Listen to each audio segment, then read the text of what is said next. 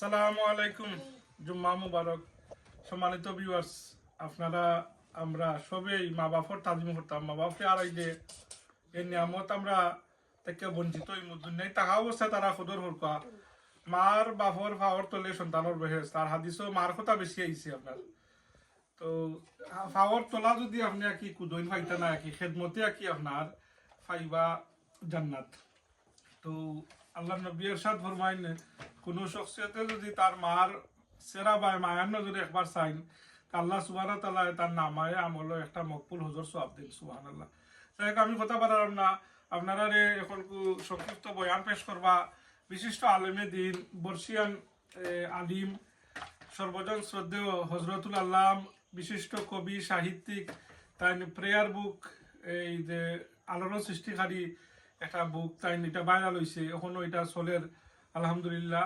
এই আল্লাহর বন্দা আর কেউ নাই, হজরত মৌলানা জনাব আব্দুল্লাহ ওয়ালা সাতকি সাহেব হুজুর মাদ্দাজির আলিয়া দামাত বারাকাতর মূল্যবান মা সম্পর্কে দুই একটা কথা শুনকা আপনারা। আমরা দোয়া করি হুজুরের আল্লাহ মে খায়াতুল আজহরটা দেখি লোকা। রাসূলুল্লাহ ফরমান ফাফাইমা ফারাজিন, ও साहबी और युद्ध जवर কোনো দরকার নাই, तुम्हारा कोई जरूरत नहीं है जिहाद में जाने के लिए। तुम अगर माँ बाप की खिदमत करो, इसमें तुम्हारा जिहाद की सवाब मिल जाएगा। सुभान अल्लाह, सुभान अल्लाह।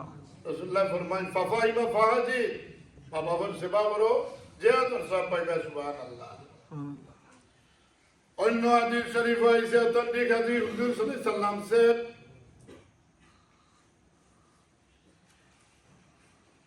সাহাবা নারদ করেন, ইয়া রাসূলুল্লাহ, যদি কেউ তার মা বাবার বা মায়ার নজরে তাকাইতে কোনো সওয়াব পাইবনি, রেওয়াজ পাইবনি? হুজুরে ফরমাইল, সাহাবা একরাম, যদি কোনো মানুষে তার মা অথবা বাবার বাইরে একবার তার মায়ার নজরে তাকায়, পরওয়ারদিগারে আলমে একটা মকবুল হজর সব আল্লাহ দান করে দিবা। সুবহানাল্লাহ, সুবহানাল্লাহ বিহামদিহি। Muhtaram Haziran Kiram, today I am not intended to lecture, was a nasiha, what is I am coming, unfortunately your imams of Sun Imam is not here. That's why I am coming to the perform the first prayer. Inshallah, may Allah subhanahu wa ta'ala give us ability to next time. I will try to the if you want, I explain to front of you. Inshallah, Aziz, time is very near. Now our volunteer coming to front of you.